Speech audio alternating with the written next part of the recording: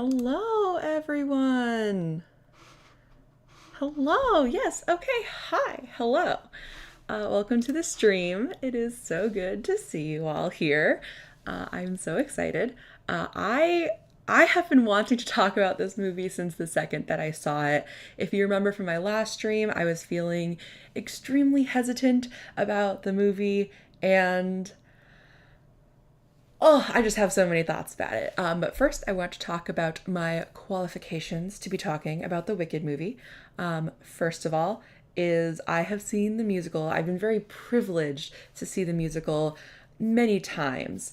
My parents didn't choose to spend money on a lot of luxuries. One of the luxuries we did get was season tickets to our local theater, which meant that when Wicked toured, I got to see it. So I have seen it a lot of times. It was so important to me as like a tween into my teenage years. It was just one of those shows that meant everything, and it has a very special place in my heart. And I was such a nerd about it that I actually bought the Grimmery. Or I suppose I was young enough, my parents bought me the Grimmery. Thank you, Mom and Dad. And I read this book cover to cover so many times that I still have passages memorized. And I should say this isn't like a spell book. It's a big old behind the scenes of the musical, the making of the musical, and the writing of the musical. And in particular, I remember this section, they describing how they choreographed Elphaba's dance during Dancing Through Life. I remember, okay, I am too far. There is a section where Stephen Schwartz, the songwriter, the lyricist and composer, describes like every single song and why he wrote it the way he did. And I really should have looked at this before I started streaming. But that's okay. That is always okay. Oh my goodness. That was a very wicked word. So it has most of the script, including a song that's missing from the cast list is in the back. I said I had it. Oh, here we go. Okay. So you can see it has descriptions of how Stephen Schwartz wrote all the songs, what his thoughts were. It has some of his original sheet music. And I just, like I said, I think I memorized this book. So there was a lot that I remember from the thought process behind the creation of the musical that like I really wanted to see carried over to the movie. And I don't want to hold you in suspense for too long. Oh, hello, Robin. Welcome to the stream. It's so good to see you. I know that, wait, yeah, you're not as much of a fan of musicals, but I appreciate you being here for the crochet. I'm going to start by talking a little bit about just like my overall feelings in the musical. And then when I get into the nitty gritty, before I do that, I'll transition to the hat, and then we can do both at the same time. So overall, the movie, I would give the first, I think 70% of it, basically up until the song One Short Day, I would say that any changes that were made were either improvements or forgivable. So ones that I didn't like, but that I'm okay to say like, okay, you know what? This isn't going to ruin anything for me. I would give that first 70% an A-. The last 30%, One Short Day onwards, which I suppose is basically One Short Day and Defying Gravity in terms of like songs off the album, I'd probably have to give that a C+, and we can get into why when we get there. I want to start with the beginning of the movie, but before I do that, let's talk about crocheting. Okay, so you remember this lovely triangle that we made 3 times in the last stream. I have decided someone, I think it was Eden last time, said like, oh, are you gonna do those like straight up ruffles that are in the I guess it's below me, that are in the reference image? And I was like, yeah, but they're gonna go more out. In the movie it kind of looks like they go more out, but I've changed my mind and I think Eden's right, kind of primarily because the hat so clearly goes out and then down for that second like chunk of it. Like the other ones, I do think I'll probably do the same thing, at least with that third one. Maybe second to the third I won't do the out and down, but I will with the last one. So anyway, all that to say, we're going to be taking out a row. So once again, we are starting just by removing stuff. I use the stitch marker to mark where I think this row ends, but I am paying attention to where I'm in the back loops only to create that little ridge. And then I did count. There we go. Yeah, because that is the slip stitch. Okay, so I was almost perfect with that. I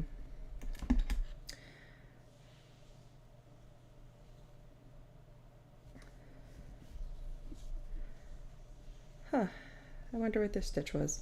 Oh well, it's not going to make a huge difference. There we go, slip stitch, and we're back at the beginning of that next to last row. So I'm going to be increasing 8 stitches to try to get that straight out look. I'm going to be doing single crochet because I don't want it to be super dramatic. I just want a little bit of that like, let's just edge out a little bit. So yeah, okay.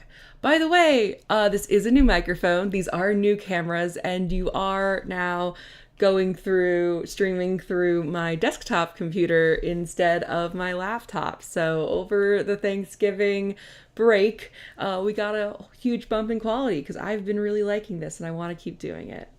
So we're starting with an increase, single crochet increase here. No, don't do that to me, not so soon. I totally forgot how this yarn just wants to fall apart because of the metallic thread there. So I have been crocheting, but not this. I was saving this for stream, but much like talking about the movie, I kind of couldn't wait. So I've been working on a sweater for myself, and there was this like part of my brain that was like, what if I could finish the entire... Wait, no, we're talking about the movie. Sorry. Shoot, movie. Okay, so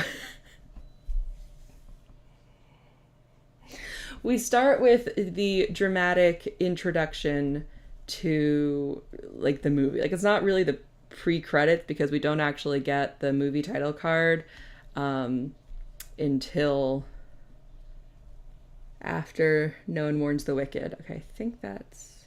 Oh gosh, this is so hard to see.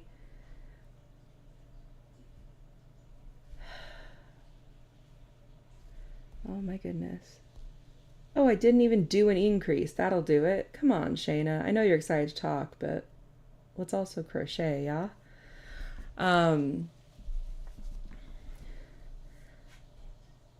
So the movie starts with sort of a pre-overture where they have Glinda's speech that she gives again during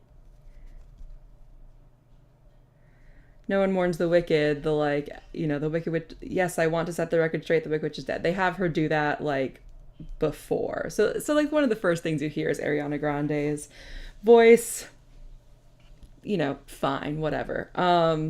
And then they start the overture, and during the overture, they do this. Oh, by the way, spoilers.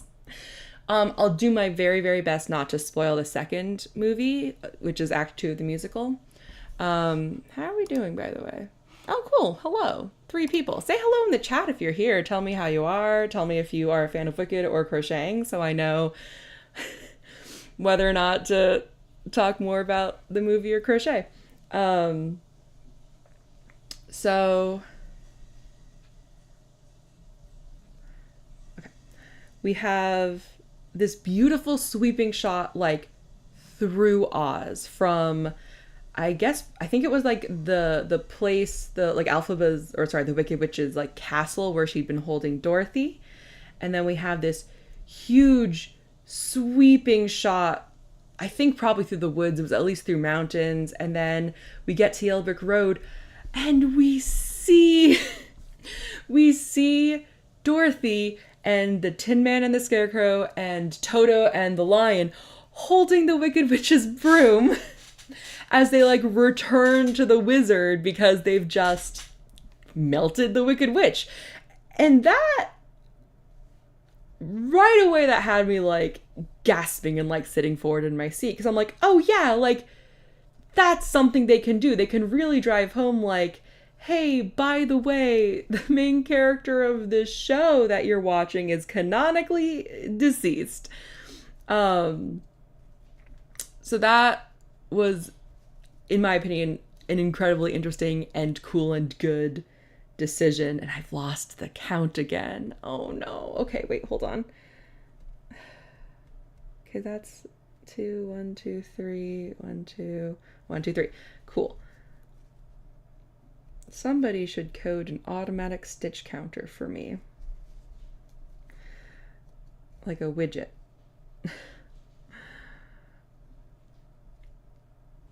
Oh, that's because these are all the slip stitches I did last time. Remind me why I did that again? It seems like a good idea at the time. If I write up this pattern, I'm not going to make them slip stitches.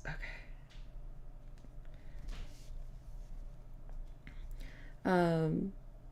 Okay, so after we see Dorothy and gang heading back with the Wicked Witch's broom, that takes the whole overture, and the overture was very pretty, and I was like, oh wow, they're including the overture, like that's, you know, cool. Like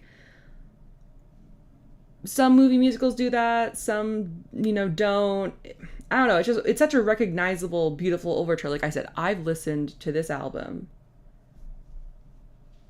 oh my goodness, so many times. You know, I basically have the whole thing memorized. And it was like accurate. It was good. It was a correct overture.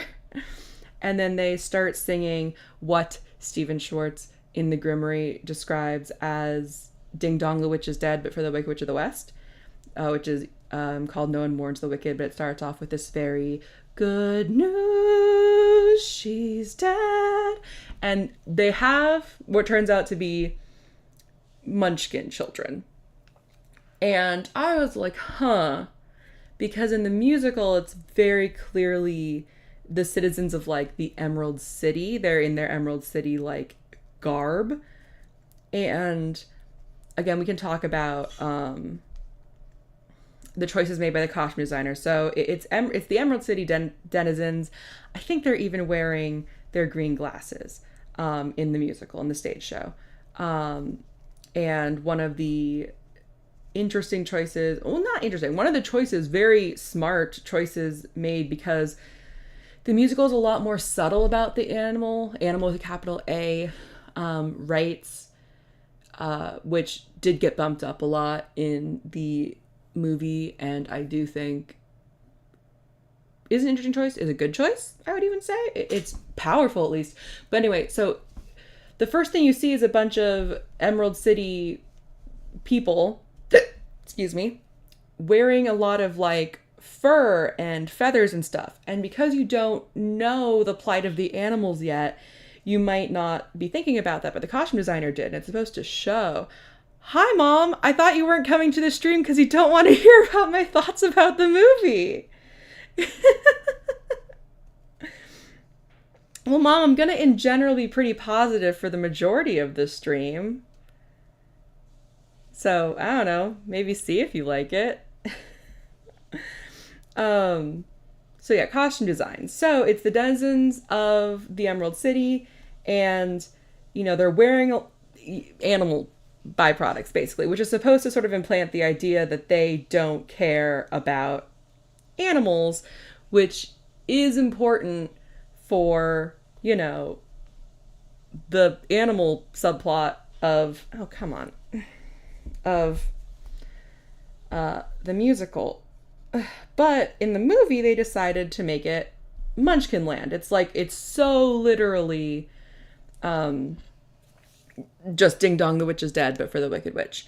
And at first I was like, ugh, they're just doing this to appeal to people who've only seen The Wizard of Oz and don't know Wicked at all. And yes, that's what they were doing, and that's smart. A whole thing about movie musicals is it's this idea of buy-in. How do you get your audience of, people who want really, grisly, realistic movies? How do you get them to buy into people bursting into song? And it's easier in cartoons. That's why, Disney movies do so well. And it's hard in stage shows, honestly. Okay, wait, so that was 24, but we did 8 increases. That's 32. Now we want to do the opposite. We want to do 4 increases. So it's every 8 we're going to increase. Okay.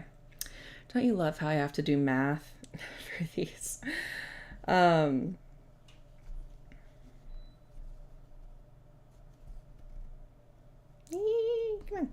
on. So yeah, so like it makes so much sense because like everyone loves The Wizard of Oz. There might be a lot of people who have never heard of the musical and are just seeing this movie because they love The Wizard of Oz. So it makes so much sense to like set No One Mourns the Wicked in Munchkin Land in like almost a straight up recreation of Ding Dong the Witch is Dead, but no Dorothy. And it worked. It got me. And the fact that I think it would really work for someone who's only seen Wizard of Oz, and it worked for me who's seen Wicked 1,000 times, I think it was a really good choice. And I didn't want to say it that much last stream, but I was extremely worried about Ariana Grande's, Ariana, about her performance as Glinda, because I know I've always known she has musical theater training, and she was, I think, in the original cast of 13 the musical, if not just, got off screen. If she wasn't an original member, she at least was on Broadway. But she just doesn't enunciate, and I just think for musical theater, it's so important to tell the story through the song, so you gotta enunciate. People need to understand your words. And she did. And so from the very first, I don't know, she got the vibe when she said, it's good to see me, isn't it? I was like, oh, she understands the assignment. Okay. And then she started singing and I was like, oh, great. I knew she could hit the notes. And she was enunciating. So I'm like, oh, okay, cool. That's not going to bother me this whole movie. That's going to be fine. Oops. Sorry about the wobble there. And it got me. It really did. It just pulled me in and I was like, okay, we're going to enjoy this movie. And then they added a line. No, it's fine. I assume, because I was thinking about this, I'm like, why did they do this? So there's this scene where Elphaba's mom, there's always kind of a match cut with this, both in the in the movie, obviously, but in the stage show, there's whatever the stage equivalent of a match cut is. Is this fun for everyone watching, by the way? Are you enjoying this? Do emojis if you don't want to comment anything. I'm doing back loop stitches only here. I really want to try to force the hat back down from the little extension that we just did. Hi, Zach. Yeah, I did like the movie. That's oversimplifying it. The first 70% of the movie, basically up until One Short Day, how I'm thinking of it to myself, and I even thought like this, in the theater, is everything they made that was straight from the musical was great. And everything they changed or added was either forgivable or better. So the first 70% I would give an A- to, which is a very high score for me. I really enjoyed it. And then from One Short Day onwards, I have some really complicated feelings. I feel like they added a lot of stuff they didn't need to add, and we will get into that. I'm kind of trying to go in order a little bit. So I'm in the middle of No One Mourns the Wicked right now. If you want to stick around, follow along. Those are probably the two phrases that I just messed up. But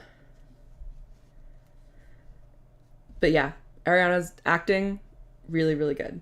No One Mourns the Wicked, really good. Oh, right. They add a line in between when Elphaba's mom 3 times. I really do want to see it again. I'm such a nerd. I want to bring a notepad and like take notes about like, here's what scenes they added and like, here's what lines they changed. Cause like, I mean, at least from the album, I always know whenever I see the show, you took notes the 3rd time? That's amazing. Wait, like what notes did you take? Was it, like I said, like what changes did they make and stuff like that?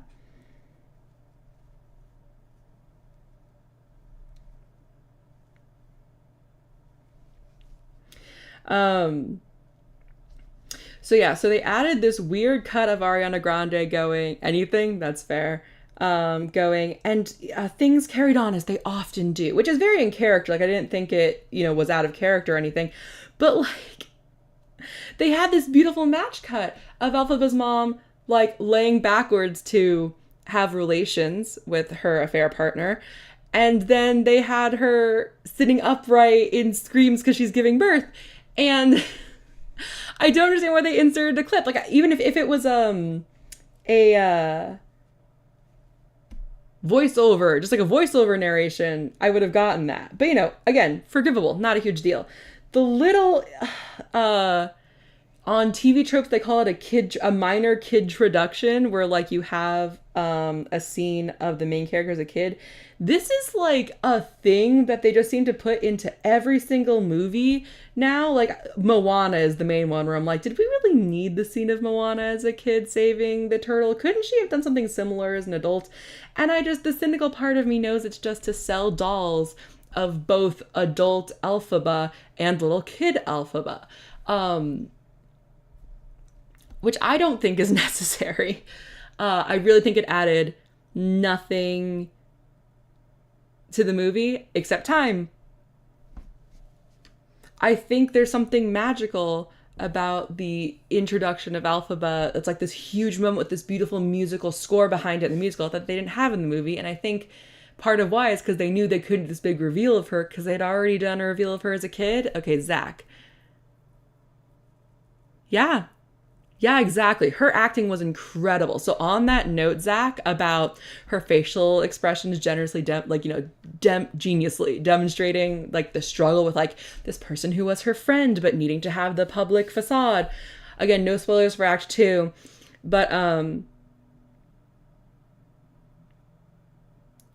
I think knowing that she's a part of why her friend got melted, she feels a lot of guilt. And something genius that my sister said, technically I think it was my sister's partner, I'm not taking credit for this, was that this idea that when Glinda's singing, goodness knows the wicked's lives are lonely, goodness knows the wicked die alone, she's talking about herself. She's not talking about Elphaba. Like, the public definitely thinks she is, but she's saying, I'm wicked, I'm going to die alone, and like, I reap what I sow, like that sort of thing. Like, I've made these choices to become this beloved public figure, and like, here's what it's got me. It's so subtle. It's so brilliant. Oh, shoot. I lost track again. Okay, there's the increase. 1, 2, 3, 4, 5, 6. Okay. So yeah. This is such a weird nitpick for me to have after the burning of the Elphaba effigy. Like, that's something that you can't. Yeah, Stephen Schwartz is pretty brilliant. The burning the Elphaba effigy you can't do in the musical. In the musical, they have this beautiful projection of the shadow of Elphaba kind of going da da da da da da, like all like, ooh, casting a spell. It's like the ghost of Elphaba is there and bother, and ooh. Which is really cool. Oh God, burning the effigy. Glinda having to be the one to throw the fire, the torch is the word. It was so good. It was so good. I wouldn't be surprised if they tried to put that in the musical because it's kind of beautiful. Another tiny change I didn't like was that Glinda can't hear the girl at first ask, "Is it true you were her friend?" And if I remember from the album correctly, there's like kind of a musical sting when that happens. And because Glinda's in the bubble already and she can't hear her, I'm just like, no, come on, you didn't need that. I get that Ariana is like a comedy actress, but Glinda's gonna have plenty of comedy. You don't need it in this moment. But it was fine. I loved when the title card came up in like the Wizard of Oz font, I had tears in my eyes. Hello, James. I thought I heard you out in the kitchen. How are you doing this morning? Are you ready to hear me rant for hours about a movie that we saw together and you've already heard me rant about for an hour? Okay. I loved the title card. The Wicked in the Wizard of Oz, like the gray font. Even though it said Part 1, which annoyed me, it should have said Act 1. It's fine.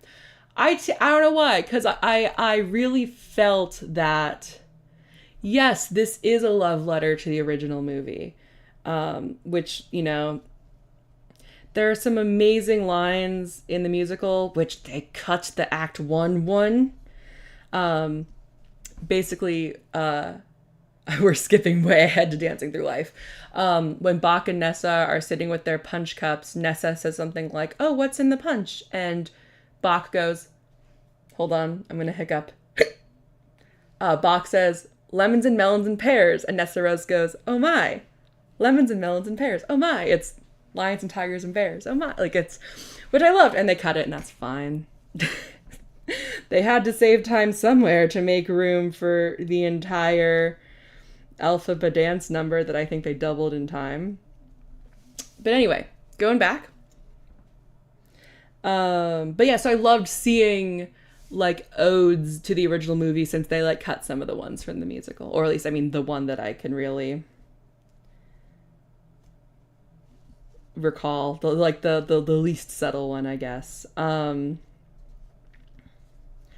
need a tea break, excuse me.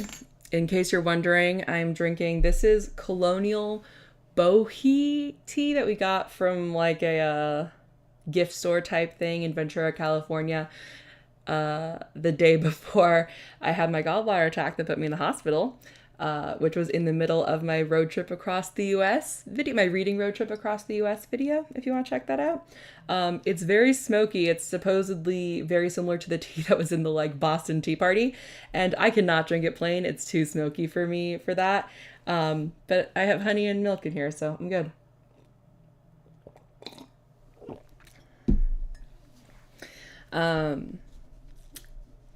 So the next song is Dear Old Shiz. I liked how they did it. It's kind of a nothing song. It's kind of a transition song.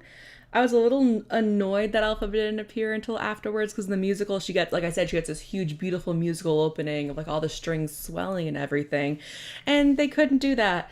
They didn't do that, whether because they changed, you know, the script to give Ariana even more time. Maybe they knew that because they introduced her as a kid, they couldn't really do it. 6. I'm not sure, but they didn't do it, and that's okay. Seeing Momsicle and Popsicle, Glinda's parents, was very funny, and I think I read somewhere that Momsicle was a Broadway Glinda. So that was cool. I like subtle cameos like that, and it's not like it added too much time. Have I miscounted somewhere?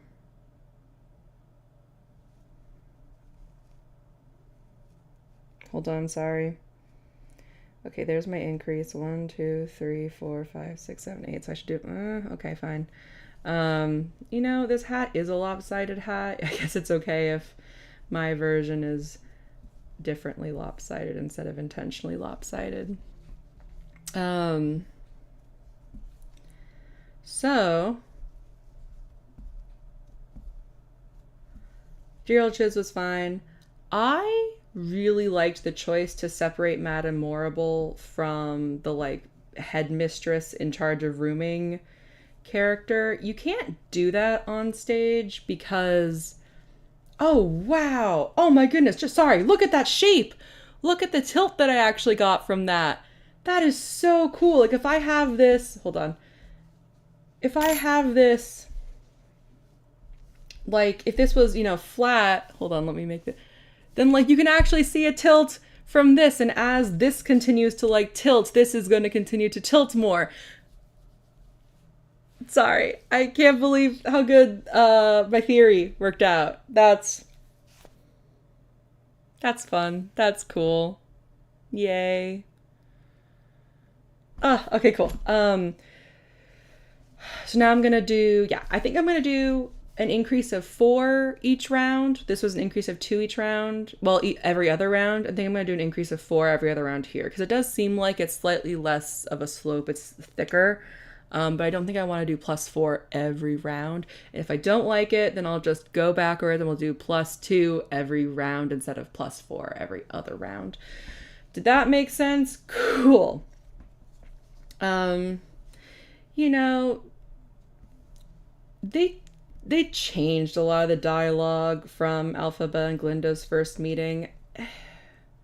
It probably bothered some people. I didn't really care. It was fine. The main thing you need from that is like, you know, Elphaba's kind of grumpy and Glinda's, you know, very energetic and perky. I think it worked in the stage show. What I'll usually see is Elphaba going kind of a little bit like feral almost, with like a, no, I'm not seasick. Yes, I've always been green. No, I didn't eat grass as a child. I'm pretty sure they also flipped because they did no, yes, no. And they went no, no, no. They did no, I'm not seasick. No, I didn't eat grass as a child. Yes, I've always been green. And I do think the no, yes, no flow works better. I think I know why they did it. I don't know. I get having the yes, I've always been green is like a good last one. I don't know how I feel about it. But so because like, I think if you want to have the contrast more between Glinda and Elphaba, having Alpha be much more reserved and sarcastic and Glinda be the perky one, it makes a lot of sense. And because you're not playing to, you know, people in the upper mezzanine, like I think it works.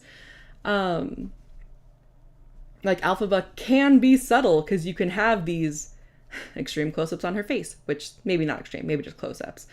I do not remember my presentation in 7th grade. Sorry. I just had a flashback to a presentation I gave in 7th grade because I was a big film nerd back then, explaining the different types of shots, and I suddenly remembered that the other report I did in 7th grade was on the book The Wizard of Oz, because I was so obsessed with Wicked at the time. It all comes together.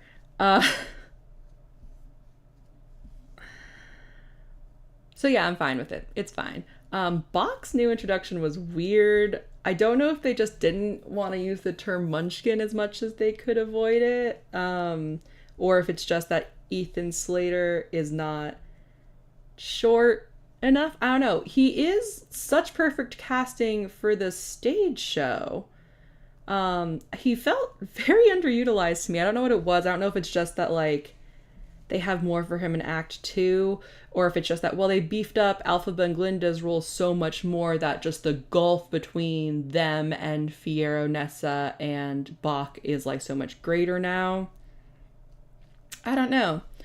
Speaking of Nessa, another change that I'm not sure how I feel about, but I decided was forgivable, and I also think I'm just gonna, it really depends on what they do with it in Act 2, is Nessa having this whole, like, I'm independent and don't need anyone's help, which then results in, like, again, Elphaba being like, she doesn't need anyone's help, which, like, is cool. Like, if that's what Nessa, the character, wants, if Nessa doesn't want any help, then it's great for Elphaba to support her and continues to make Elphaba's dad worse. Although he seemed too nice to Elphaba. Like, when he was like, go with her, please. He, like, He's supposed to be so mean. He literally, in the musical, for those who haven't seen it, he like has the case with the shoes, which they didn't specify were their mother's. I think they were just silver shoes he bought her. So adding that it's like an heirloom is interesting. Yes, this is what it's like to see a movie with me. We like leave the theater and I ramble for somewhere between 1 and 2 hours, and my husband just watches me lovingly. I'm so lucky. Anyway, you should have seen me after the live action Beauty and the Beast. We had a friend with us that time who was not prepared and did not enjoy my ranting. So I stopped. After 2 hours.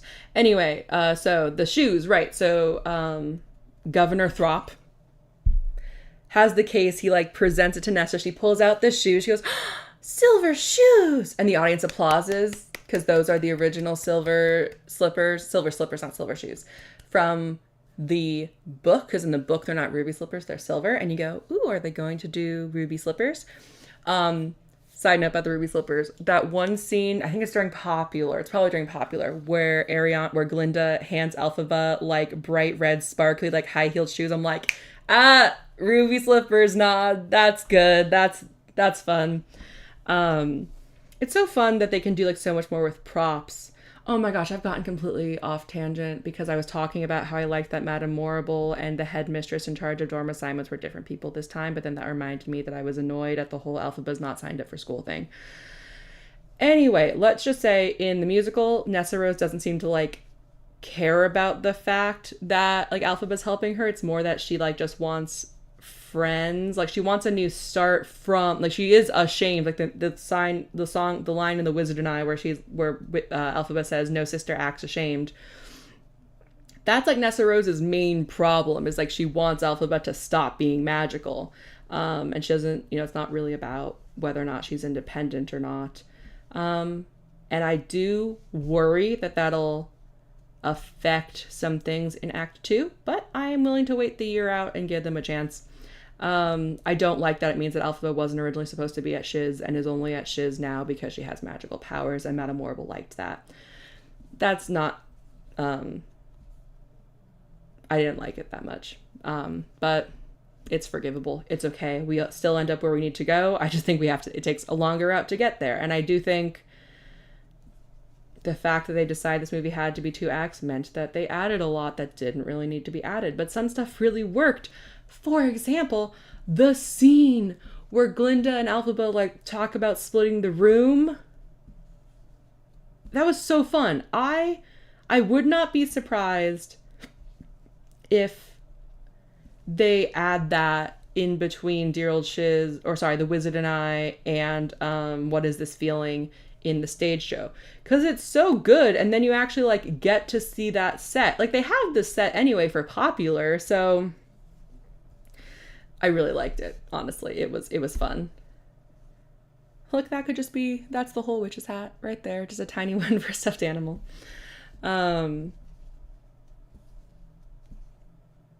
Really liked the scene. I loved the sign on the bed that said, "It's really good." And then Glinda just looks at Elphaba and goes, "It's really good." Just repeating it. It's so funny. Especially because, good and wicked are both supposedly not supposedly, they are keywords for the show, to the point where Stephen Schwartz said he tried to have every title have one of those words in it, and like that fell off. But a lot of them do have it, which is fun. So, good, it's really good. You can do some good.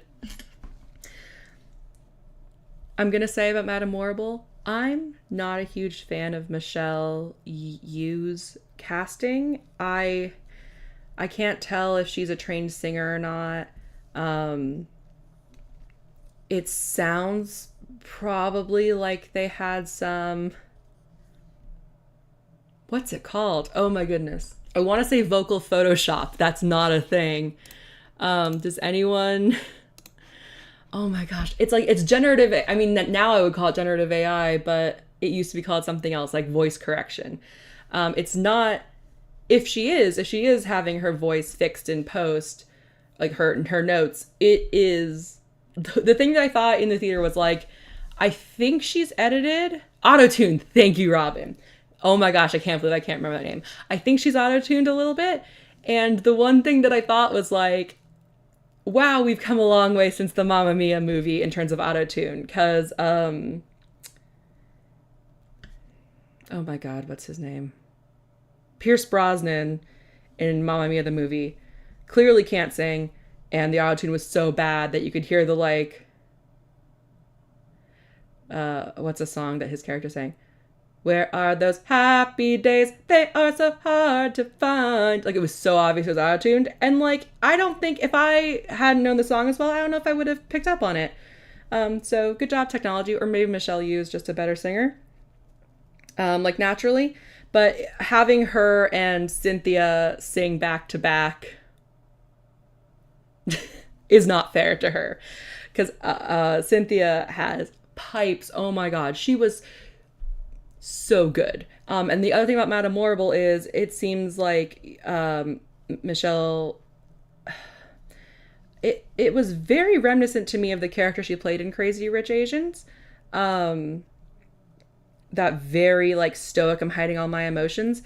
And that's an interpretation of Madame Morrible that I could understand, but it just, in such a fantastical world, when it's this character who's so like prideful and like so excited to find Elphaba because, oh my gosh, this is my ticket. I think it does her a disservice. And I think if you're not being distracted by the whimsy of Madame Morrible, sorry, I need water. If you're not being distracted by the whimsy, and when I say water, I mean tea, then you kind of start questioning things like, why is she here with them with the wizard when she was, you know, when she was clearly just sending Elphaba there? Shouldn't she be at the school, like, teaching? I don't know. It just, it leads to questions that don't need to be asked if you have a more vibrant interpretation of the character. But again, it's fine. Whatever. It's okay. It's not, you know, completely incongruous. 5, 6, 7, 8.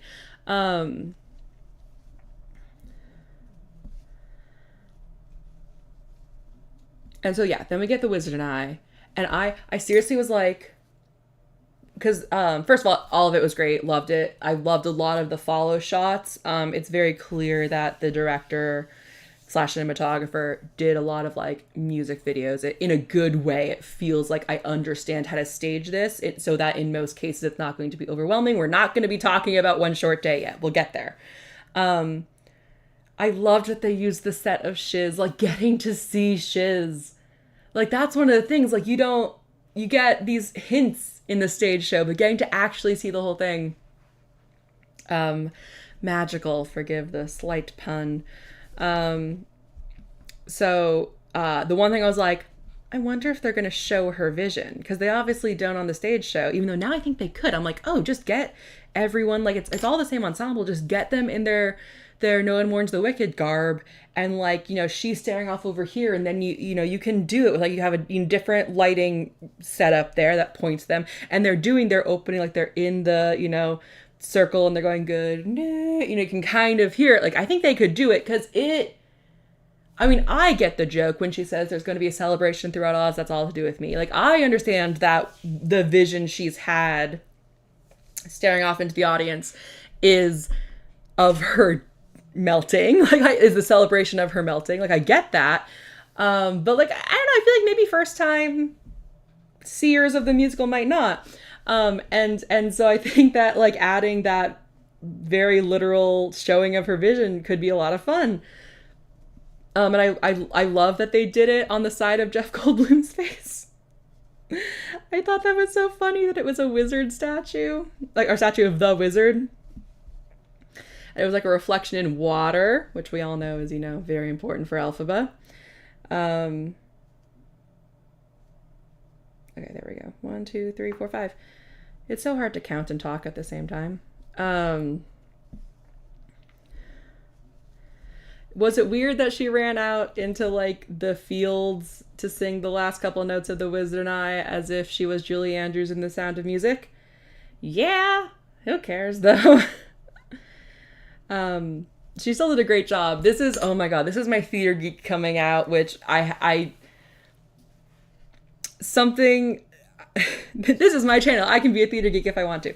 Something that I learned back when I was in theater conservatory, we had a friend who was performing Come to Your Senses from Tick, Tick, Boom. Also an incredible movie musical, by the way. Wow, that's a good one. If you liked the movie musical of Wicked, you should go watch the movie musical of Tick, Tick, Boom. Somehow it was even better, in my opinion. But this friend was singing Come to Your Senses, and they were doing a big, like, this motion, which is very, like, you know, like, alive, like that sort of thing, which is, it didn't feel right. And, like, that was the one criticism we gave this performer, is that, like, oh, try having your arms down to, like, be more intense about it. And it really worked. And so that's something I think about when I see people sing, like, not Defying Gravity, because that one, you know, you have the broom that you're gesturing with, but like the Wizard and I and stuff, and often you get the arms thrown out for that one. I don't know why. Something about Cynthia's body language in it just killed it. It was so good. And I'm like, wow, she did the arms out thing, and it was great. So there's me being a nerd. So then we get the added fun scene of Elphaba and Glinda. Oh gosh, hold on, I need to count. 1, 2, 3, 4, 5, 6, 7, 8. Okay. In, you know, Elphaba's private suite. Glinda's private suite. That was so much fun. What a fun, like, oh. Those two just, they're acting, they're dynamic. It was so good. I thought it was great. Oh, I have forgotten. Oh yeah. And so then they cut to, and it's great. They cut to, What Is This Feeling? One of the best songs. And they did the split screen and the, like, cuts on the beat, and God, I loved it so much. It was so good. And showing them all around school, getting to see Shiz's, like, cafeteria with the, like, the, like, machine with the giant plumbing coming out. And I'm like, oh my God, it's like the Teletubby, like, custard machine sort of thing. It just spits out your food. I loved it. And the dancing was really good. In general, I didn't think, a lot of times big crowd pieces in movies can be, like, a little overwhelming. My friend did think it was a little overwhelming. I think with What Is This Feeling, they did a great job. It was a lot of fun. It just was. And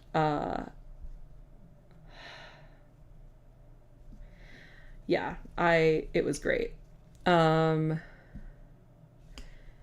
I think next is history class with Dr. Dillamond. And when the CGI goat walked in, my friend said every time Dr. Dillamond came on screen, I, like, leaned forward in my chair, which, like, how can you not? It was a real goat. The Dr. Dillamond, he's so goofy in the stage show, like, with the costume. And, like, I don't know. He, despite the real seriousness of his plot and the tragicness, it's just so hard when it's clearly a human playing a goat. The real goat was so good. And I didn't know until, which I should have, because I'm pretty sure I saw a cast list years ago when it was first announced, that it was Peter Dinklage voicing Dr. Dillamond. Incredible. Absolutely incredible. 7, 8, 9. Okay, so we're doing an increase here. Just amazing. Just inspired. Real goat. I loved all the little, like, accessibility things for him, like the pedals he could kick to have the projector go and stuff like that. And gosh, in his house, when he, like, offers Elphaba a cup of tea, and instead of having, like, a human handle, it has, like, a curve here to, like, stick his hoof into. Sorry, I'm such a dork. I loved it so much. Worlds that feel lived in like that are, like, things that I aspire to create, and they did an incredible job. Anyway, so Dr. Dillamond, loved him, loved the CGI goat. You can disagree with me if you want. I don't care. It was great. And the fact that he had like the projector on and like the lights were down, they were really able to frame it. Like the spotlight was on the board when the board flipped. I had genuinely forgotten what happened next. Like I knew something bad was like the next song, but I forgot how we got there. I was just enjoying the goat. And yeah, so they revealed the graffiti and it was so intense. And it's like, it's not that different from the stage show, but something about how they got me into the scene, I really liked it. It really got me.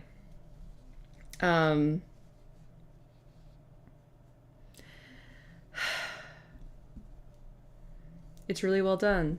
I'm going to address the poppies thing here. At first I was annoyed. I'm like, ugh, it's poppies. Of course it's poppies. We're making a reference. That's fine. Whatever. Like I thought it was going to be a fine thing. But then later on, Elphaba brings him poppies to like, cheer him up because he says they're his favorite flower. Although I still think he should have eaten them. I really missed him eating the wrapping paper of Elphaba's lunch joke. So I wish he would have eaten a flower, but it's fine. I guess that's what I mean when I say that Dr. Dillman is kind of a goofy character. In order, he like does the like goat leg knocking his foot against the ground. And it's just kind of goofy. And they cut all of that out. But I would have liked one eating something funny joke. But it's fine.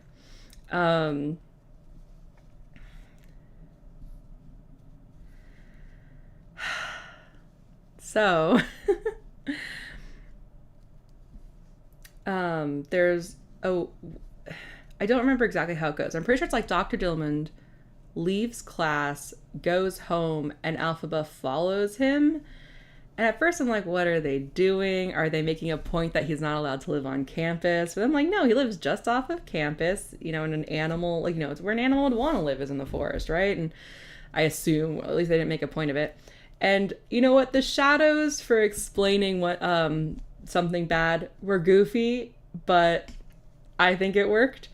And having the other talking animals there, like, it wasn't clear if they're just friends or if they're conspiring.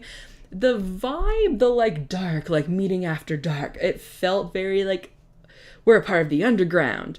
But I don't know that that's what they were actually supposed to be.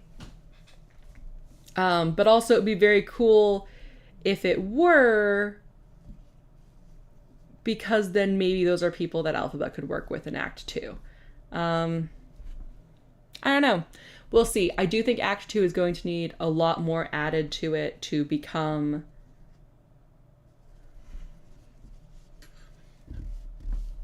Has this gotten too big already?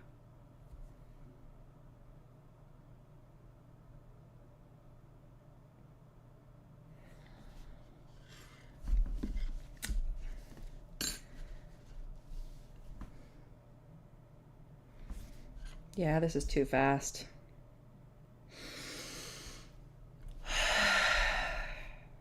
That is fine.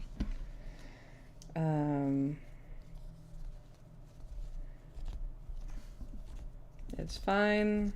It is fine. We are going back.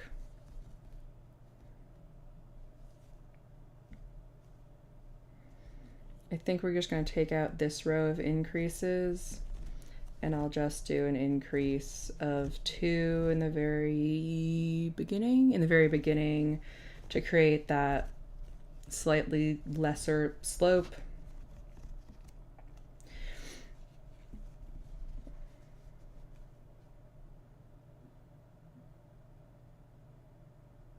Yeah.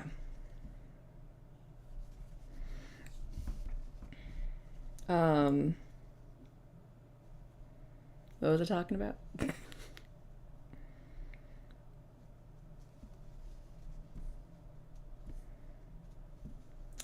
Oh, one thing that I loved was how Dr. Dillman pronounces Glinda and like showing why he can't say Galinda. I like that. That was cool.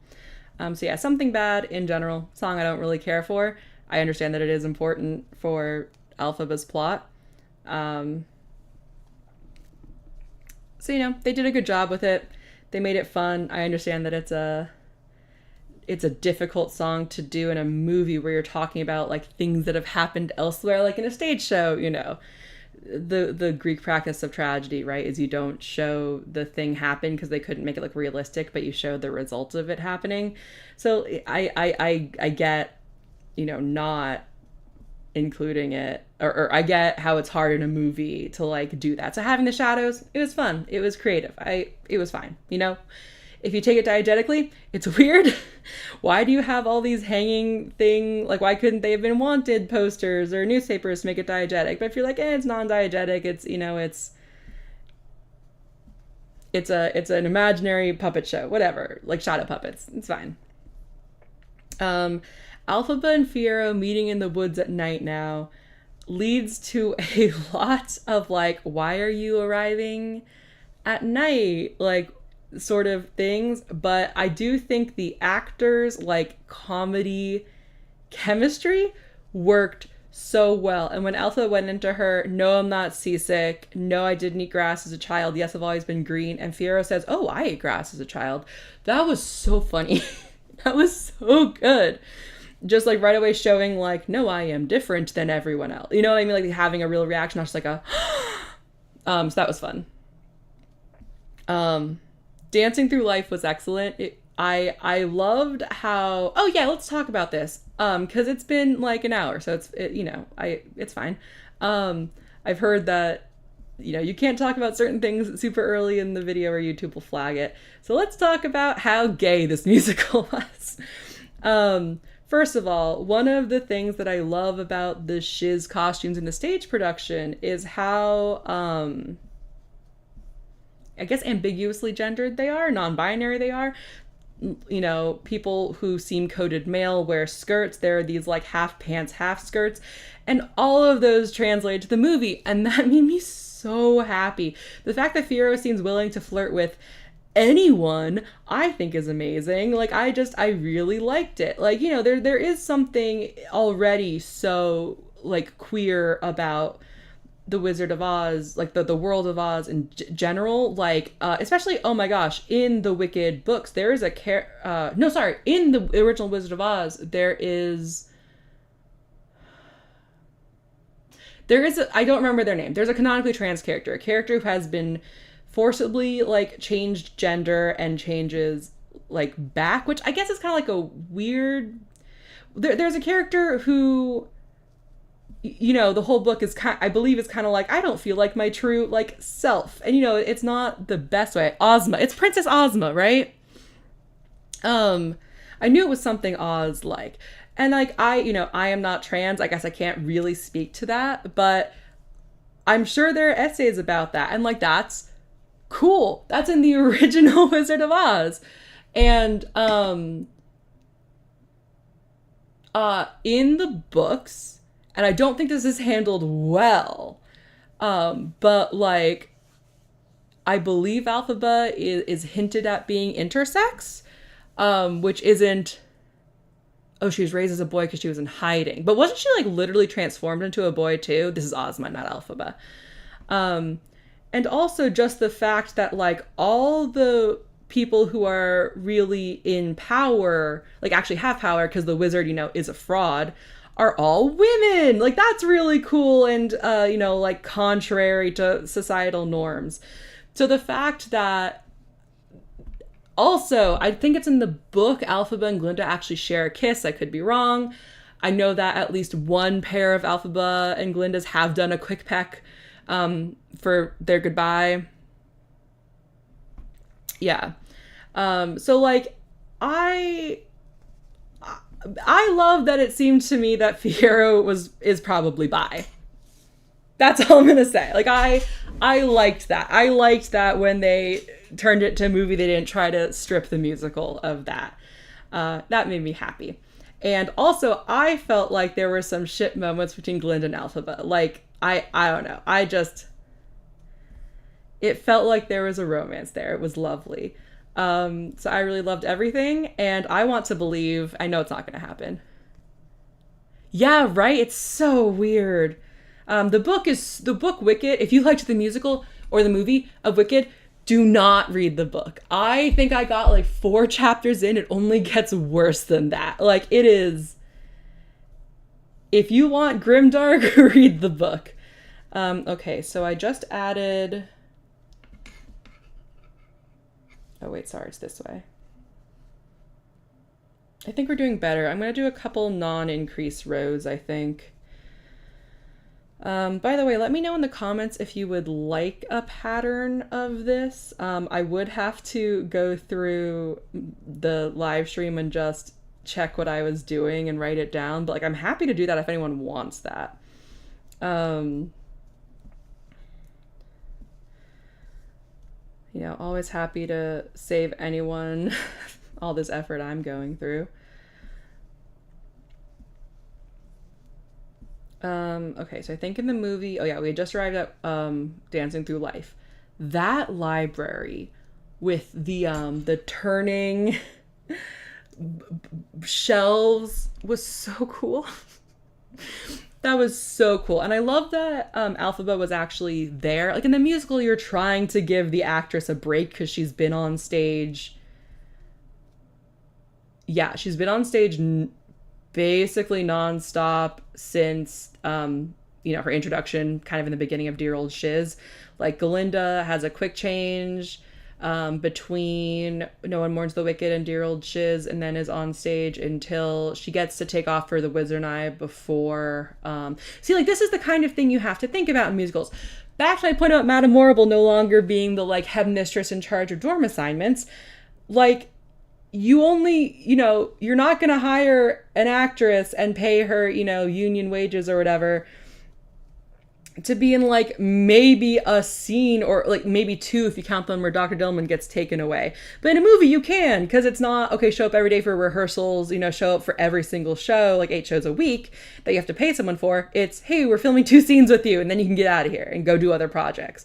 So like like that's one of the adaptation changes that I like. I think that that was smart and made a lot more sense. Although it still just continues to raise, I mean, I think it helps feed into the like, why is Madame Morrible, you know, with the wizard? Who is she even? Okay, hold on, sip of tea.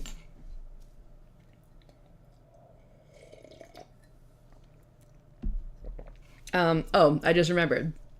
If you're new to this channel and you're liking these live streams, you want to see more videos, I think the next one I'm going to be doing is my book unhauling video. I'm going to start editing my footage for that next week. So if you're interested in that, please subscribe. And if you want more streams like this, like the stream, blah, blah, blah, calls to action. I'll probably release this pattern for free on my Patreon, but you'll need to be a free member. So if you want to see that, go subscribe for free to my Patreon.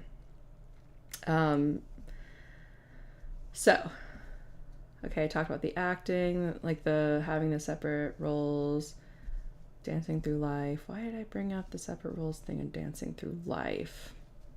I don't remember. I don't understand why they made the Ozdust Ballroom like sneaking out after curfew. Maybe just to be like, no, they're students.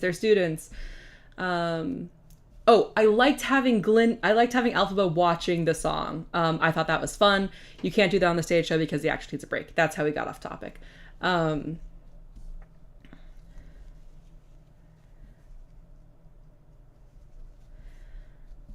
Is this gonna be... Okay, no. I would say that this is supposed to be like half the height of this, so we still got... Okay, we're only halfway there. Okay, cool.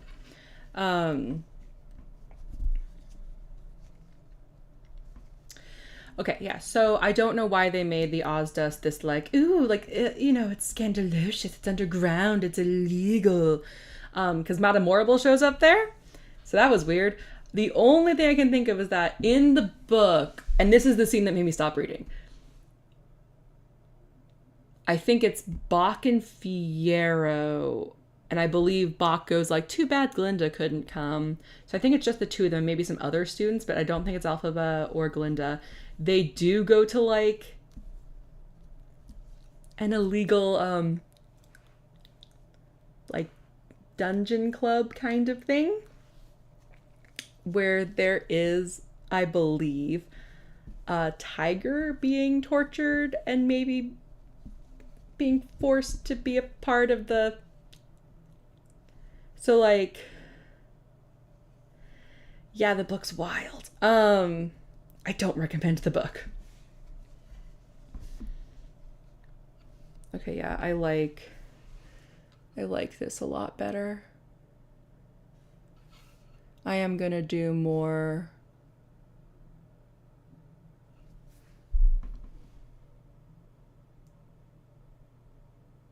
I am gonna continue to increase it slightly on this side with the non-increased rows in between. And then at the end, I'm going to do the same thing where I make this side longer, where I do like triple, or no, I guess only double crochet here, and then down to like single crochet here, to try to give it that real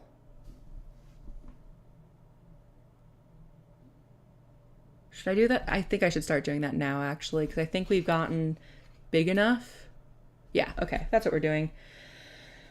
This is going to be fun.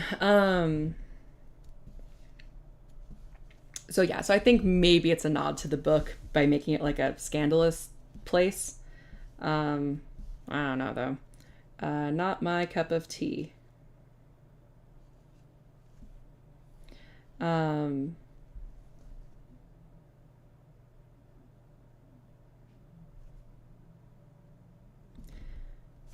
Sorry, I just had the realization that I should have been making it longer on this side and shorter on this side the whole time. Maybe I'll include that. Maybe I'll change that in the pattern.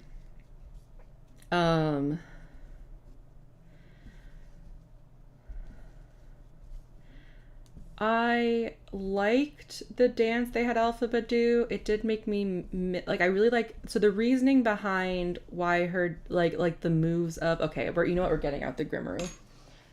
So the reason that the dance is what it is in the original musical is it's supposed to feel like Elphaba's like, you know, like finding her magic within her, basically. Yeah.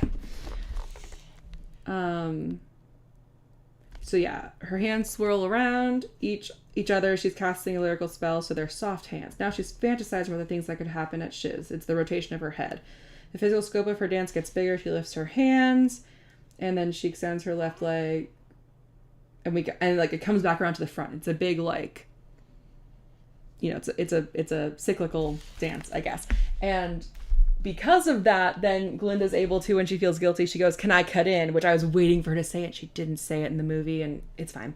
Because it was beautiful. It was still like a beautiful moment. It just made me, you know, you when there's something great that you miss, you noticed it. And the dance was so much longer in the movie. But the thing that was really good was the this thing. That was cute. I liked that, and I liked that being called back to later. And I really liked Glinda's two lackeys being like, "What are you doing?" Because they do that same sort of thing at the same moment in the musical, but they don't have lines. But in the movie, you know, you can, you know, control that better, and people can, you know, hear better, because people, you know, it worked. It really worked. And I don't think it would necessarily work in the musical. I think it's powerful enough just having them step forward, like, "Stop," like, you know, physically saying stop.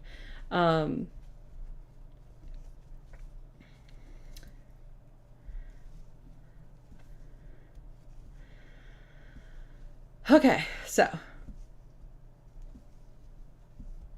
I don't know. I really like the actress's chemistry. The transition to popular is pretty much, I mean, not pretty much, it's directly out of the musical. And I think, like I said, I think everything that they took from the musical works really, really well.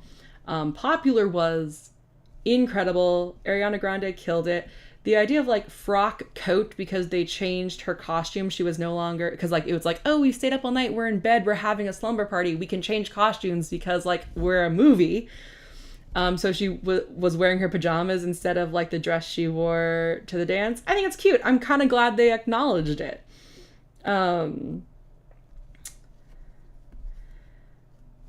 yeah, our Popular really killed it. Something I noticed is that, so if you see like modern bootlegs of Wicked, Fiero now, I forget where it is, but he goes up at one point in Dancing Through Life, and that's not on the original cast album. That's not in like the original version.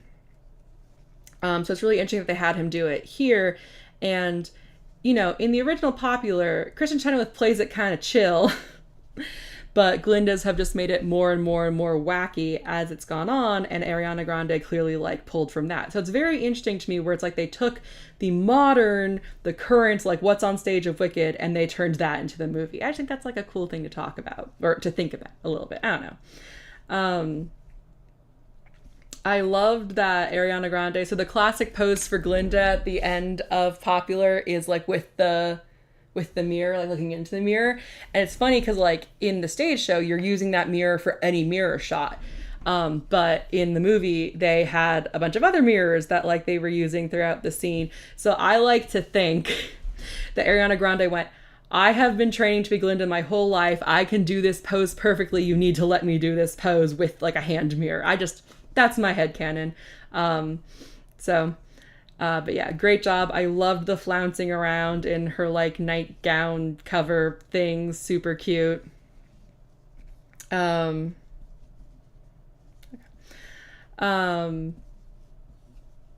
went really well. The Galindified scene, I think there's a lot, and you know, I am not a person of color, but like it's very interesting that, and people have been talking about this who are much more qualified to talk about it than me, but the idea of like Elphaba is, you know, like literally a person of color. She's green, and this is not the first time she's been played by a black woman or, you know, a person of color, a woman of color, but like it's, you know, the most showcased, it's the most public one.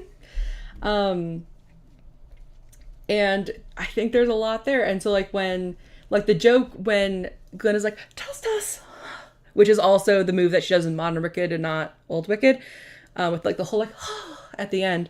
The joke is like Elphaba's wig is always really long and black, so it's hard for her to do it. But making it like hair in the protective hairstyle, I think is interesting and powerful and really well done. And here's one of the romantic implications that I was talking about between Glinda and Elphaba, that Glinda gives Elphaba the like flower that Fiero, who she's romantically interested in, put in her hair. I'm like, ooh, Glinda and Elphaba sitting in a tree. Alas, no, not in this movie.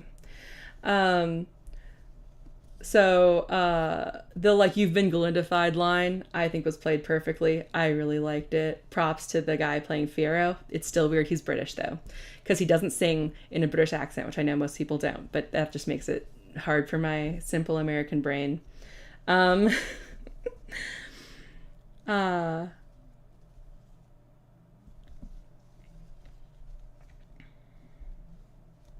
Sorry, figuring out what I'm doing with the crochet here. So then I think we go straight into the preface to I'm Not That Girl. I do think that's how it goes. But if I'm wrong, please correct me if there's another song that I'm forgetting about, which would be super embarrassing.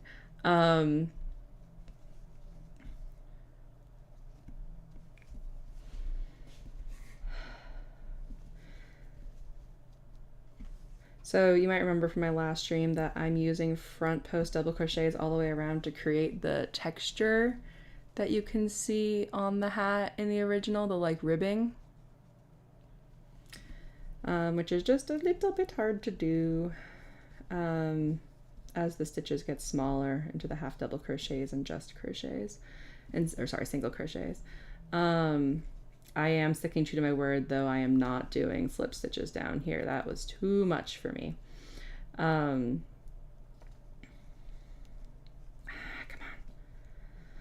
on.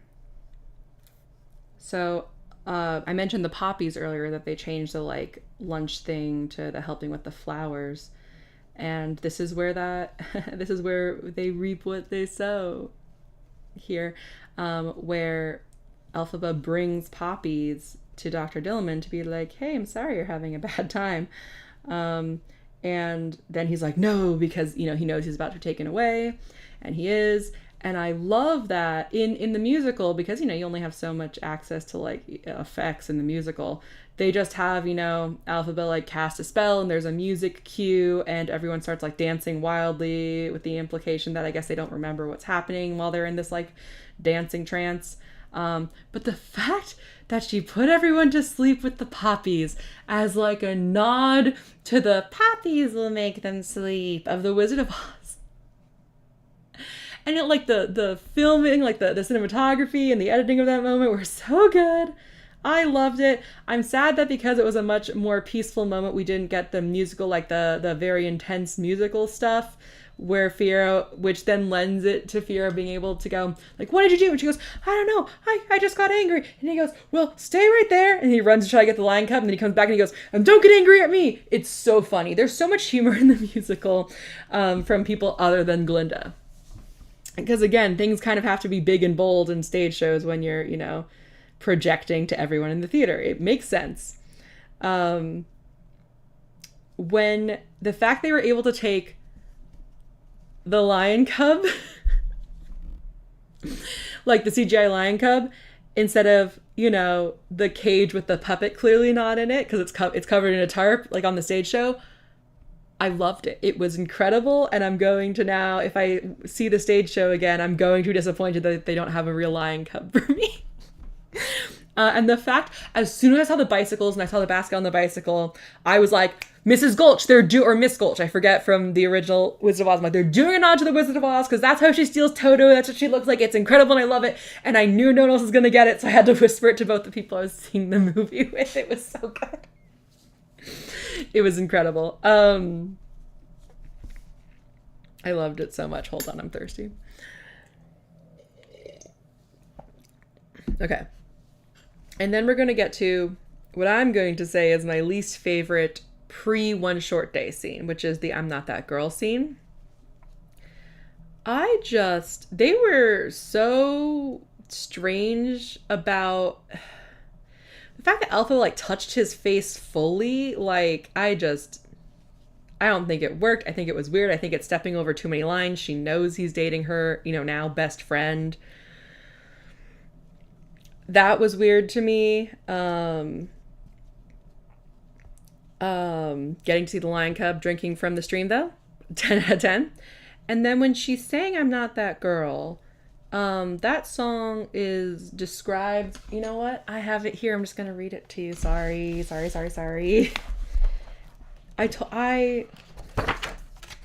Oh, also, just really quickly. So this is the dragon clock. This is what the proscenium arch of the musical looks like. And this dragon clock, it's a huge deal in the book. I believe it's implicated that based on the time that Elphaba was born, that's like part of why she has her powers. It comes from the dragon clock, something like that. In the musical, it's just here, and it's referenced a couple of times. At one point, it seems like Fiyero can kind of like see out the fourth wall and see it, maybe. But then when Glinda says by the dragon clock, it's clear that like this is what she's talking about. Unless I missed something, and I'm going to see the movie again, I did not notice the dragon clock at all. So to me, it was strange that they still have the according to the dragon clock when they could have said like at the 13th hour, the Wicked Witch was melted or whatever. Okay. So here's I'm Not That Girl. So this is from Stephen Schwartz. It's hard for me to talk about this song. It's funny because it was one of the easiest ones to write and came pretty early. The situation was so clear. Elphaba is an extremely self-aware person who had a moment when she allowed herself to fall for this handsome guy, and then she has to stop herself from feeling anything because it was too painful. In a very calm way, she says, I can't feel that. I decided the song should never get too big, that it should almost be like a music box. And that to me is what went wrong with their interpretation, is it felt like it went too big. And I do think it's because Cynthia wanted to be like, look, I have like as she should, she has an amazing voice, but I just felt like it wasn't right for this song. Like she added a lot of runs and stuff, and it's supposed to just be this, whoops, that was wrong. This soft, very simple music box song. Like, I feel like it should just be note, note, note, note, and not the runs in between. So for me, I didn't love it. I think maybe if the chemistry between them had been better, if the scene hadn't been so awkwardly directed, it would have been, I would have maybe not cared as much about the song. I don't know. And then there's the scene where the flying walrus on the balloon comes to deliver the message to Elphaba. That was cute. It was fine. It implied a time skip, which I also liked. I do think the musical temporally is a bit strange. I actually could have used with more sort of like transitions implying that time had passed. But, you know, it's okay. Oh, there was that scene with Elphaba and Madame Morrible practicing magic that I thought was so unnecessary. That it just seemed to add time to the movie. So that Madame Morrible could say, oh, okay, it's going to be so soon that we're going to have to talk about One Short Day and Beyond. And I don't want to. I will also say the reveal that Madame Morrible can control the weather, I don't know. It didn't feel like it was given the importance it deserved, but I'm going to hope that in Act 2 they'll give it a little more of a focus, because that is when it becomes a little more important. Also, just while I'm ranting about the Grimmery, there's like sort of like a bio for each character, or like you know, each actor describes their character and like special stuff about the character or what have you. And Madame Morrible's, first of all, it shows that she has like spots like on her ear here, kind of like a Trill from Star Trek Deep Space Nine. And the original actress in her description says, "There's a secret about my character. Pay attention to sounds she makes." And she makes no sound, no strange noises, and they never reveal any sort of secret about her. And I have no idea what that was about, and I've been wondering about it for like 20 years. So if anyone has any ideas, if anyone has read the book and knows what they're talking about with Madame Morrible, let me know. If anyone can contact that original actress. It's been weighing on my mind for a long time. I will have the direct quote, I think, in my book unhauling video, because I definitely confirmed that I hadn't made that up when I was deciding to keep the Grimmery, because how can I get rid of the Grimmery, honestly?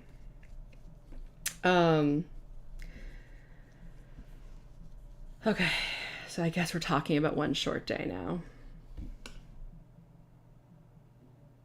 It was so bad. We go from these beautiful, huge sets that feel like real places to like the Emerald City, which should feel huge and beautiful. And it feels like Emerald City, the backlot block in Universal Studios. Like, why? And the costumes were not great. And then they added that scene. They added a really weird scene where they, I guess, foreshadow the Grimmery.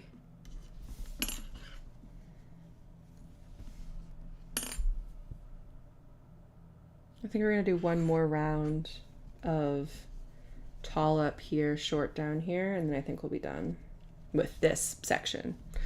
And it's the cameo for, it turned out the announcer was Fierro, which I feel bad for not knowing. Like the original Fierro. But the cameo for Kristen Chenoweth and Idina Menzel, the original Glinda and Elphaba, and it was so bad, so disrespectful to like them, and like their voices, this musical, this role, like there are so many teenagers or people who were teenagers when the musical came out. like, it changed their lives. And to make them be these goofy, infighting, not letting Ariana sing characters, it sounds so dramatic, like it broke my heart. I'm like, this, like, we've sucked all of the comedy out of this movie, and it's been okay. It's like worked so far, you know, not all of it, but we've sucked, 80%. And this is where we add it all back in. Like, are you kidding me? Hold on, I just realized the camera's kind of not facing me well enough. There we go. Sorry about that. It infuriated me. I was so angry. Oh God. And then they just took, and then, so from then on, they are adding as much runtime as they can squeezed into these last 30% of this. 30% of the story. It's more like 20%. I don't know. But like I'm never a fan of Sentimental Man, the song. No one is. I don't know anyone who would say it's their favorite song. The best I can give it is that, the wizard says everyone deserves a chance to fly, which is then quoted back pretty, bitterly, sardonically in Defying Gravity, which I always thought was great. Jeff Goldblum's a fine wizard. I had no idea he was the wizard until we got to the theater a little early, and they did they showed the little interviews with the cast members, and I was like, oh my God, that's Jeff Goldblum. He's in this movie? Well, he must be the wizard. And then obviously I would have recognized the statue of him in The Wizard and I. But they added so much. The thing about Wicked is the Act 1 is a prequel to The Wizard of Oz, and I've always loved that didn't feel like the classic prequel of like, oh, yeah, here's how Han Solo got his blaster, like someone just gave it to him. Someone came up with the idea. Like, I've always liked that Wicked, like, everything matters. Like, the hat, it's so emotionally core to their relationship. It represents the changing point of their relationship, and therefore, like, it represents their relationship. That's why it's the one thing that's left behind when she's melted. Sorry, I need to calm down. Okay.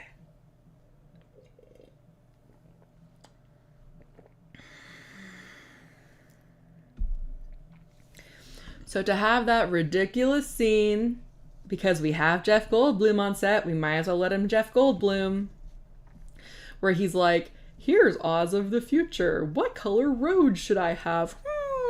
And then Glinda's like, what about yellow? Go back one. Whatever. Like, I hated it. I really disliked the monkey guards. In the musical, he has the one monkey, like, servant, which was already weird. Oh, can we talk about, sorry, this is very off topic. This is jumping way back into Dancing Through Life. But, the animals are like an underclassman, right? Like, that's, what's been established. They mostly have, like, servant type roles. They were Elphaba's nurse, and like the doctor, I guess doctor isn't, but like the nurse, right? And there's, Chissery, the monkey servant. I find it very interesting, much like in Who Framed Roger Rabbit, the like implication that like in the Ozdust, all the patrons are humans, but the performers are all animals, as like a very subtle nod to, I believe, how famous Black performers would perform in clubs and then not be allowed to attend those clubs. And I'm like, oh, I wonder if that's what they were going for, but maybe they just only wanted to pay for the CGI for that one part. I don't know. I'm just pointing it out because I thought about it during the movie. Anyway, so the idea was that the wizard just had this one monkey servant, and it wasn't the whole like giving him wings or like levitation or whatever. It wasn't like it wasn't a spur of the moment Madame Morrible says we're working on levitation and the wizard's like, oh, I just thought of this. It was like a planned thing. That's like the whole, because they wanted to make spies and they had a bunch of monkeys in a cage. And the idea that Madame, and I've already talked about how weird it is that Madame Morrible just appears there. In the musical, it's weird, but also like in the musical, people just show up because, again, you can't pay actors for only, or it's not financially, it doesn't make financial sense to do that. Like, you need a evil vizier type character. Yeah, it's Madame Morrible. But like, you have a movie, you have time and budget to figure it out. And like, I think Madame Morrible should stay. Again, very important for Act 2. But like, justify it. Even like, why couldn't she have been a chaperone for Glinda and Elphaba? And like the wizard knows her because, okay, she had to prove herself to him in order to become like not ordained, but like an official mage thing. Sure, fine. So then he like brings her on because like she is clearly demonstrates she's clearly on his side and she controls Glinda, whatever. But like, okay, I think this is okay. Yeah, I think that's okay for the second section. Oh no.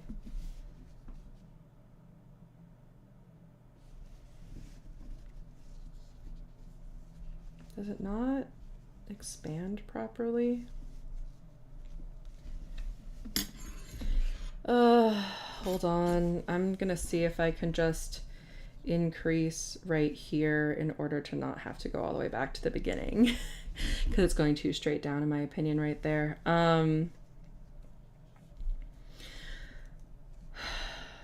Having Madame Morrible whip the newly made flying monkeys, threaten that, like whip them up against Elphaba and Glinda, threaten their families. It's so weird and it's so unnecessary and I don't like it. I do really love how Madame Morrible said, and this is straight from the musical, like, they'll be the best spies. And then Elphaba goes, spies! And the wizard goes, oh, not spies! How about scouts? That was played perfectly. Like, in theory, I mean, not even in theory, in practice, Jeff Goldblum is excellent casting as the wizard. I just didn't like the script they gave him.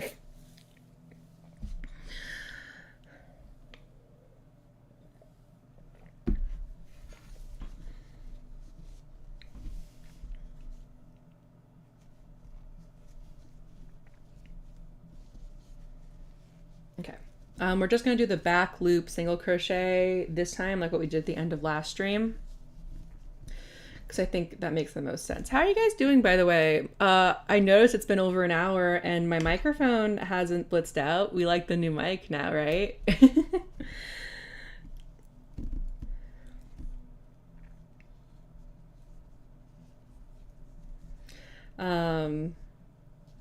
Yeah, sorry I'm not giving you I have a lot of chances to talk. I hope you just enjoyed listening to me rant about this movie. I hope Mom's hopped off now because I started talking about negative stuff.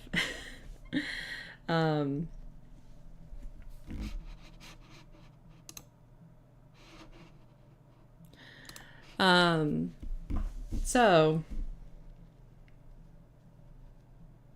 oh gosh, sorry, this stitch is causing me trouble.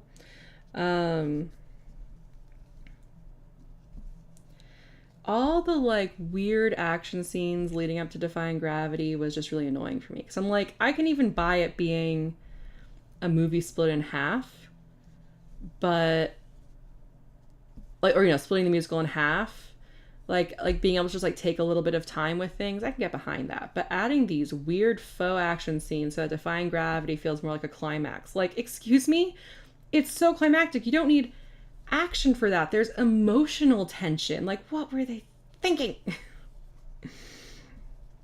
That being said, Defying Gravity itself, when we finally got to it, was really good. I am not sure that I liked Elphaba singing like the unlimited leitmotif, however you say that word, over the montage of, like, I liked the montage of seeing like, here's where everyone is, but I don't know. I also think that I really wanted them to like close the framing device. I know that it's like a part 1, part 2, but like I wanted that, like I wanted like a crossfade from current Glinda being led away by Madame Morrible to like current Glinda as the good witch in Munchkinland, because like they even have the soldiers say no one mourns the wicked, so we've got to bring her down. So I feel like we could have easily, like, I mean Stephen Schwartz was involved in this movie, so I feel like he could have reorchestrated it a little bit so there's a little bit longer of no one mourns the wicked to bring us back to the present, and you know, remind us like, hey, this is all a story that Glinda's telling and she's halfway through. Um, but it was, I didn't dislike it. I disliked the like, oh no, I'm falling and I need to see, my younger self who is more confident, question mark. To remind myself that I have a flying broomstick. I didn't care for that. I just think the amazing thing about the musical is Elphaba's like on stage and you're kind of paying attention to Glinda getting grabbed by the soldiers, but then Elphaba calls attention to herself, all the spotlights go on her, and she flies on stage, and it's amazing. And to cut the tension out of that moment, to interrupt it, I just think it wasn't a good decision. It's very funny. I'm realizing it's taking me almost as long to explain my thoughts on the movie as the movie was. But yeah, I want to see it again. I want to take notes. I think I liked it. I think my biggest takeaway is there is a perfect version of a Wicked adaptation in this movie, and it's just bogged down by some extra things. In some cases, a lot of extra things. And kind of what I want to do, because not a lot of wrong choices were made. Okay, yeah, One Short Day, a lot of wrong choices made. That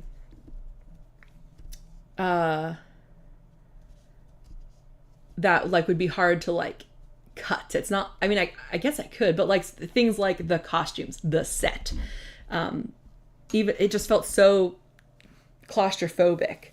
Oh.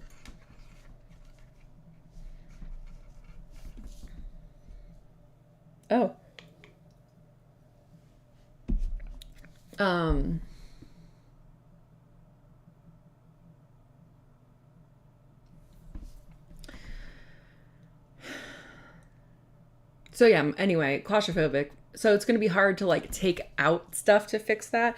But I really do think that when the second movie comes out, there's a part of me that's a really strong part of me that's going to want to see if I can get a hold of the movie files, and just for a personal viewing party, re-editing both movies together, taking out some of the stuff, or no, taking out the stuff that I think was extra that would make the movie better and tighter.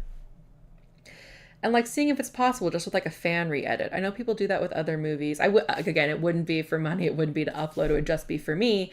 But I just think it could work.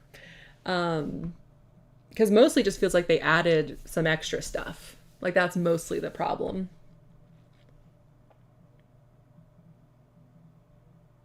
Yeah. So, no stream next weekend. I'll try to have a short out because we can do 3-minute shorts now. And I know it's really close to Christmas, but I think I'm going to try to release a Gifts for Book Lovers little short because I filmed that 2 weeks ago. And if I don't get it out in time, then be sure to go check out. I think 2 years ago I did a video on that, and it's an older video, but I think my recommendations are still very solid.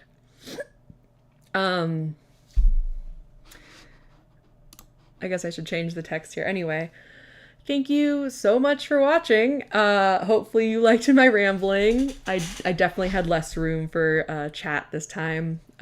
Sorry about that. Let me know in the chat or the comments how much I should try to mitigate that next time. But next time I won't be talking about them. I won't be doing a summary of my full thoughts of the movie. Yeah. I hope you have a fantastic rest of your weekend, if it is your weekend, and if it's not your weekend, I hope you make it to your weekend, peacefully. Happy holidays. And yeah, I hope to see you really soon. Go check out some other videos. Okay, thank you. Bye. Cheers.